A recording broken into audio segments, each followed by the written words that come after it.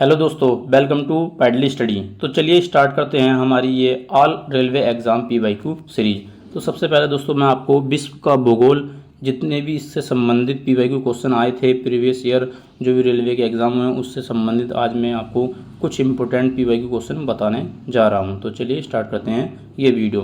तो यहाँ पर पहला क्वेश्चन है, इस ब्रह्मांड में मौजूद प्रत्येक वस्तु जो पदार्थ से निर्मित है उसे वैज्ञानिकों ने क्या नाम दिया है? तो उसका जो नाम दिया है वो है द्रव्य।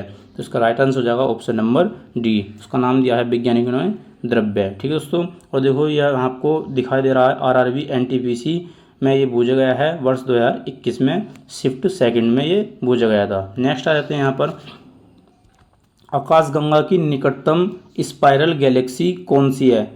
तो आकाशगंगा की जो निकटतम स्पाइरल गैलेक्सी है दोस्तों उसका नाम है एंड्रोमेडा गैलेक्सी। एंड्रोमेडा गैलेक्सी जो है वो निकटतम गैलेक्सी है आकाशगंगा की। ठीक है, और ये आकाशगंगा जिसमें हम रहते हैं ये वो है। नेक्स्ट आते हैं, बिग बैंग सिद्धांत। बिग बैंग सिद्धांत किसके द्वारा प्रतिपादित किया गया था? तो यहाँ पर जो इसका राइट आंसर हो जाएगा ऑप्शन नंबर सी हो जाएगा, जॉर्ज लेमेत्रे द्वारा ये प्रतिपादित किया गया था बिग बैंग सिद्धांत।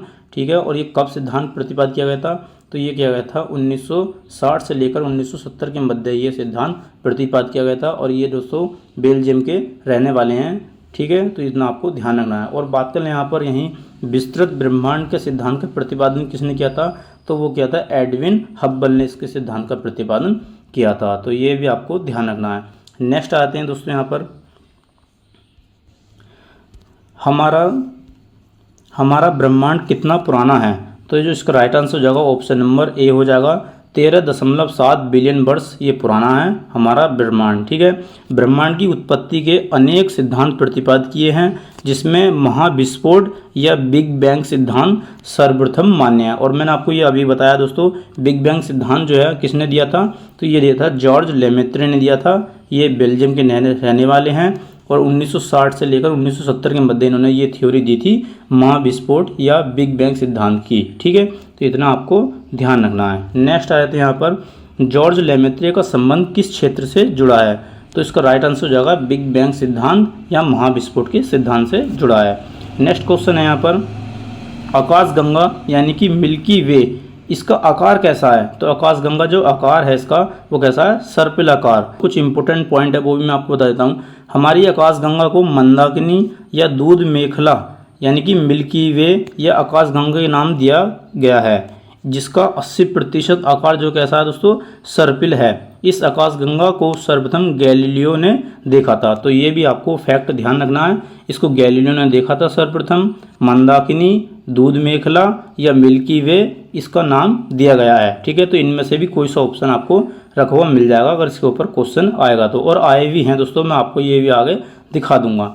नेक्स्ट क्वेश्चन, तो निम्नलिखित विकल्पों में से कौन सा आकाश में एक तारामंडल नहीं है? तो इसका जो राइट आंसर हो जाएगा ऑप्शन नंबर सी हो जाएगा, लुब्धक। लुब्धक एक तारामंडल नहीं है, बल्कि दोस्तों यह है क्या? एक सबसे चमकीला तारा है। ठीक है, तो इतना आपको ध्यान रखना है, ये सबसे चमकीला तारा है लुब्धक। और इसको कहीं कहीं सीरियस लिख के दे देगा या कहीं कहीं लुब्धक लिख के दे देगा। तो आपको ये इंग्लिश और हिंदी दोनों में ध्यान रखना है। अगर मैं आपको तारामंडल बता दूं कि कौन कौन से और इम्पोर्टेंट तारामंडल हैं, तो जैसे कि यहाँ पर नाम लिखा हुआ है अर्सा मेजर, सप्तऋषि, ओरायन, कैसियोपिया को हिंदी में शर्मिष्ठा बोला जाता है, जैसे कि यहाँ पर इसका नाम शर्मिष्ठा लिखा हुआ है। तो ये भी आपको तारामंडल ध्यान रखने हैं। जितने भी मैंने दोस्तों यहाँ पर ये येलो डार्क से इनको चिन्हित किया है ये सब इम्पोर्टेंट हैं, आपको इनको विशेष तरीके से ध्यान में रखना है। नेक्स्ट क्वेश्चन है, गैस, धूल, अरबों सितारों का एक विशाल संग्रह कहलाता है। तो दोस्तों ये क्या कहलाता है?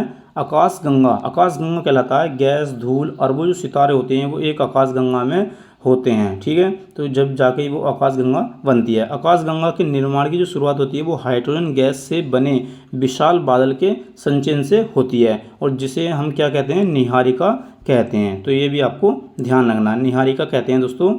और ये जो आकाशगंगा होती है वो हाइड्रोजन गैस के बने विशाल बादलों से बनती है।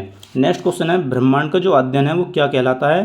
तो जो ब्रह्मांड का अध्ययन है दोस्तों वो कॉस्मोलॉजी कहलाता है। ब्रह्मांड का अध्ययन कॉस्मोलॉजी कहलाता है। ठीक है, और यहाँ पर नीचे भी इंपॉर्टेंट अध्ययन दिए हुए हैं, जिसमें एक सबसे महत्वपूर्ण जो अध्ययन है वो है दोस्तों मानव जाति का अध्ययन क्या कहलाता है? तो एंथ्रोपोलॉजी मानव जाति का अध्ययन कहलाता है। ये भी आपको ध्यान रखना है। नेक्स्ट क्वेश्चन है, हमारी आकाशगंगा मिल्की वे के सबसे नज़दीक कौन सी आकाशगंगा है? तो जो इसका राइट आंसर हो जाएगा ऑप्शन नंबर बी हो जाएगा, एंड्रोमेडा आकाशगंगा जो है दोस्तों वो हमारी आकाशगंगा के सबसे नज़दीक है। और बात करना है दोस्तों जो हमारी आकाशगंगा है यानी कि मंदाकिनी, इसका दूसरा नाम क्या है? तो उसको दूसरे नाम से स्वर्ग की गंगा के नाम से भी जाना जाता है। और जो दोस्तों मैंने ये बताया एंड्रोमेडा, इसका हिंदी जो नाम है वो है देवयानी, तो ये भी आपको ध्यान रखना है, ठीक है। नेक्स्ट क्वेश्चन आ जाते हैं, उस एक्सोप्लैनेट का नाम बताइए जिसे पृथ्वी का चचेरी बहन माना जाता है और इसे पृथ्वी 2.0 के रूप में भी जाना जाता है। तो जिसका राइट आंसर हो जाएगा वो हो जाएगा केपलर 452b। तो इसका जो राइट आंसर हो जाएगा वो ऑप्शन नंबर ए, ये भी आपको ध्यान रखना है। नेक्स्ट क्वेश्चन है यहाँ पर, वह कौन सा नक्षत्र है जिसे हंटर भी कहा जाता है? हंटर भी कहा जाता है, तो उसका जो राइट आंसर हो जाएगा ओरियन। ओरियन जो है दोस्तों उसको दी हंटर के नाम से भी जाना जाता है। और दोस्तों ये इतना इंपॉर्टेंट है कि देखिए दोस्तों आरआरबी जेई में ये क्वेश्चन पूछा गया था, जो वर्ष 2019 में ये पेपर हुआ था जेई का। तो आपको ध्यान रखना, ये सारे इंपॉर्टेंट क्वेश्चन हैं जो मैं आपको आज की इस वीडियो में बता रहा हूँ। नेक्स्ट क्वेश्चन है, किस तारे की स्थिति का पता ओरियन तारामंडल की मदद से लगाया जा सकता है? तो जिसका राइट आंसर हो जाएगा ऑप्शन नंबर डी हो जाएगा, सीरियस। सीरियस यानी कि लुब्धक तारे की जो स्थिति का पता है वो ओरियन तारामंडल की मदद से लगाया जा सकता है। ये मैंने आपको पहले भी बताया था कि सीरियस को हिंदी में लुब्धक के नाम से जाना जाता है। और दोस्तों ये भी बहुत इंपॉर्टेंट है, ये आरआरबी जेई में पूछा गया था, ठीक है। नेक्स्ट आ जाते हैं यहाँ पर, हैली धूमकेतु अब कब दिखाई देगा? तो ये दोस्तों वेरी इंपॉर्टेंट क्वेश्चन है। हैली धूमकेतु जो है वो 2061 में दिखाई देगा और ये हर 76 वर्ष में एक बार दिखाई देता है, इतना आपको ध्यान रखना है, ठीक है। तो यहाँ पर मैं आपको नीचे लिखा हुआ दिखा देता हूँ, जो हर 76 वर्ष बाद पृथ्वी से नग्न आंखों से दोबारा दिखाई देता है।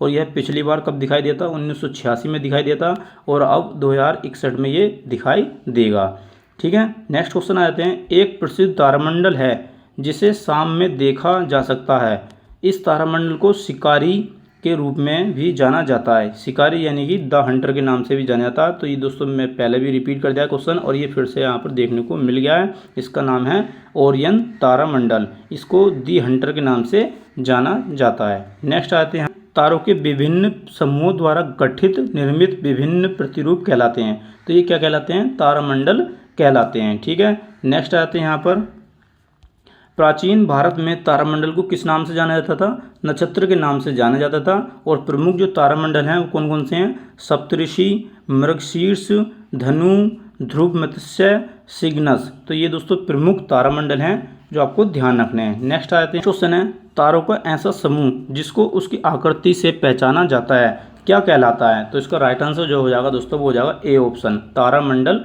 कहलाता है, ठीक है। तो ये भी आपको ध्यान रखना है। और दोस्तों ये भी देखो दोस्तों आरआरबी जेई में पूछा गया था वर्ष 2019 में। नेक्स्ट आते हैं यहाँ पर, मिल्की वे यानी कि मिल्की वे क्या है? तो मैंने आपको बता दिया मिल्की वे क्या है, एक आकाशगंगा है जिसका दूसरा नाम स्वर्ग की गंगा भी है, मंदाकिनी भी है, ठीक है। तो इतना आपको ध्यान रखना है। नेक्स्ट आते हैं यहाँ पर, तारामंडल के नामांकन के लिए कौन सी एजेंसी जिम्मेदार है? तो इसको जो राइट आंसर हो जाएगा वो हो जाएगा अंतर्राष्ट्रीय खगोलीय संघ, ऑप्शन नंबर बी। इसका राइट आंसर हो जाएगा अंतर्राष्ट्रीय खगोलीय संघ, ठीक है। नेक्स्ट आ जाते हैं यहाँ पर, कितने तारामंडलों को नाम दिया गया है? तो अभी तक दोस्तों 88 तारामंडलों को नाम दिया जा चुका है। और हमारे सौरमंडल में कितने तारामंडल हैं? 88, जिसमें हाइड्रा तारामंडल जो है वो सबसे बड़ा है। ये क्वेश्चन आपको ध्यान रखना है, सबसे बड़ा जो तारामंडल है वो है हाइड्रा, ठीक है। नेक्स्ट क्वेश्चन आ जाते हैं, तारे मुख्य किससे बने होते हैं? तो तारे जो हैं दोस्तों मुख्यतः वो हाइड्रोजन और हीलियम के बने होते हैं, इतना आपको ध्यान रखना है। जिसमें हाइड्रोजन की जो मात्रा होती है वो 70 से 90% होती है, जबकि हीलियम की जो मात्रा होती है वो 30 से 10% तक रहती है, ठीक है। नेक्स्ट क्वेश्चन है, आकाशगंगाओं के बुनियादी प्रकार में से एक नहीं है। तो इसका जो राइट आंसर हो जाएगा ऑप्शन नंबर ए हो जाएगा, रेगुलर्स। रेगुलर्स का राइट आंसर हो जाएगा। क्वेश्चन है, ग्रेट बियर नाम है एक, तो ये किसका नाम है? गैलेक्सी का नाम है दोस्तों, तारामंडल का नाम है ग्रेट बियर। और इसका जो हिंदी में नाम है दोस्तों मैं आपको बता देता हूँ वो भी। देखिए यहाँ पर ग्रेट बियर जो है किसे कहते हैं? सप्तऋषि तारामंडल को कहते हैं ग्रेट बियर इंग्लिश में, ठीक है। नेक्स्ट आते हैं यहाँ पर हब्बल का नियम से संबंधित है। तो हब्बल का संबंध जो है किससे संबंधित है, खगोलिकी से संबंधित है हब्बल का नियम, ठीक है। और इसके बारे में कुछ इंपॉर्टेंट फैक्ट भी नीचे लिख रहे हैं, वो मैं आपको बता देता हूँ। जैसे कि मंदाकिनी आकाशगंगा हमसे जितनी दूर होती है उतनी ही वह अधिक तेजी से दूर हटती दिखाई पड़ती है। इस प्रकार मंदाकिनी का वेग उसकी दूरी के समानुपाती होगा, ठीक है। और इसे ही हब्बल का नियम भी कहते हैं। हब्बल के नियम के अनुसार जो है वो ब्रह्मांड की उम्र कितनी है, 15 × 10⁹ वर्ष आंकी गई है। तो इतना आपको ध्यान रखना है। हब्बल का नियम जो है वो ये बताता है कि हमारी आकाशगंगा जितनी दूर जाती रहेगी उतनी ही तेज़ी से दूर हटती जाएगी, ठीक है। नेक्स्ट आ जाते हैं यहाँ पर, इस ब्रह्मांड में दूसरा प्रचुर मात्रा में सर्वाधिक तत्व कौन सा है, तो वह है हीलियम। और पहले नंबर पर कौन सा है, तो वह दोस्तों हाइड्रोजन। तो इतना आपको ध्यान रखना है। नेक्स्ट आते हैं यहाँ पर, रात में आकाश में सबसे चमकीला तारा कौन सा है। तो ये मैंने दोस्तों पहले बताया था, सबसे चमकीला तारा कौन सा, सीरियस ए इसका राइट आंसर हो जाएगा। और इसे हिंदी में मैंने आपको बताया था कि इसे लुब्धक के नाम से भी जाना जाता है, ठीक है, सीरियस ए। और इसे डॉग स्टार भी कहते हैं दोस्तों। एवं सूर्य से यह दोगुना द्रव्यमान वाला तारा है और सूर्य से 20 गुना अधिक चमकीला यह है, ठीक है। तो इतना आपको ध्यान रखना है। नेक्स्ट आते हैं यहाँ पर, निम्नलिखित में से किसे एक टूटा हुआ तारा कहना उपयुक्त नहीं है। तो किसे कहना उपयुक्त नहीं है, अंश व अवशेष को ये कहना उपयुक्त नहीं है, ठीक है। नेक्स्ट आते हैं यहाँ पर, निम्नलिखित में से भिन्न को चुने।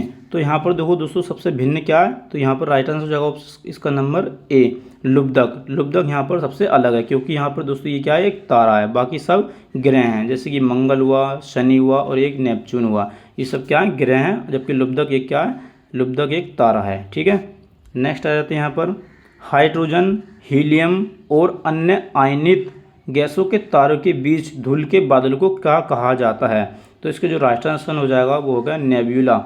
नेब्यूला दोस्तों ये इंग्लिश में नाम दिया हुआ है, बाकी इसका हिंदी में जो नाम है वो है निहारिका। ये मैंने ऊपर भी बताया था, निहारिका कहा जाता है जब हाइड्रोजन, हीलियम और अन्य आयनित गैसों का जब धूल के कारण बादल बन जाते हैं तो उसको निहारिका बोला जाता है, ठीक है।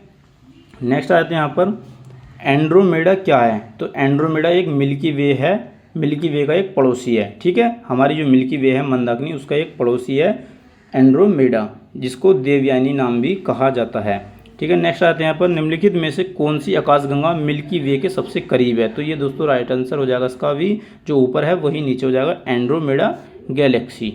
नेक्स्ट आते हैं, जनवरी 1610 में गैलीलियो गैलीली द्वारा की गई खोज में गैलीलियन के चंद्रमाओं की संख्या कितनी है। तो इसका जो राइट आंसर हो जाएगा ऑप्शन नंबर सी हो जाएगा, 4 चंद्रमाओं की खोज की गई थी गैलीलियो द्वारा। और ये 4 चंद्रमाओं की खोज किसके की गई थी, तो ये बृहस्पति के 4 चंद्रमा थे। कौन कौन से, गैनीमिड, यूरोपा, आयो, कैलिस्टो।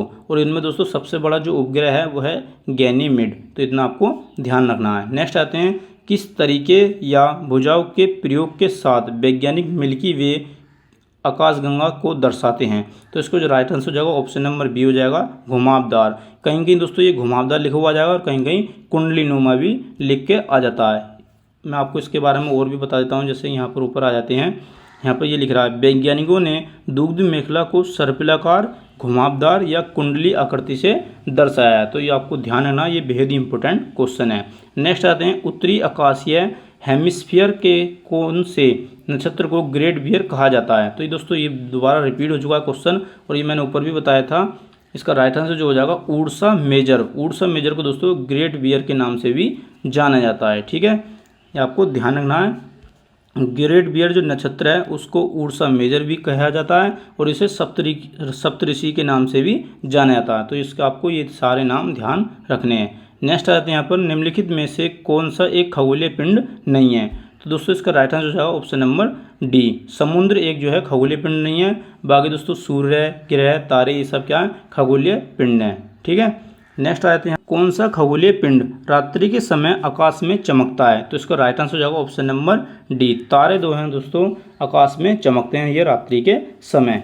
नेक्स्ट भाषा से संबंधित है, तो इसका राइट आंसर जो होगा ऑप्शन नंबर बी हो जाएगा, यूनानी भाषा से संबंधित है, ठीक है। तो इतना आपको ध्यान रखना है। तो दोस्तों ये थे कुछ महत्वपूर्ण वर्ल्ड ज्योग्राफी के PYQ क्वेश्चन।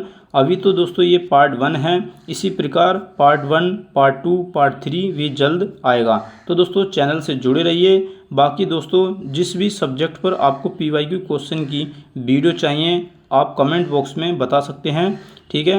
और प्लीज़ वीडियो को लाइक एंड शेयर कीजिए, अगर चैनल पर नए हों तो चैनल को सब्सक्राइब करना ना भूलें।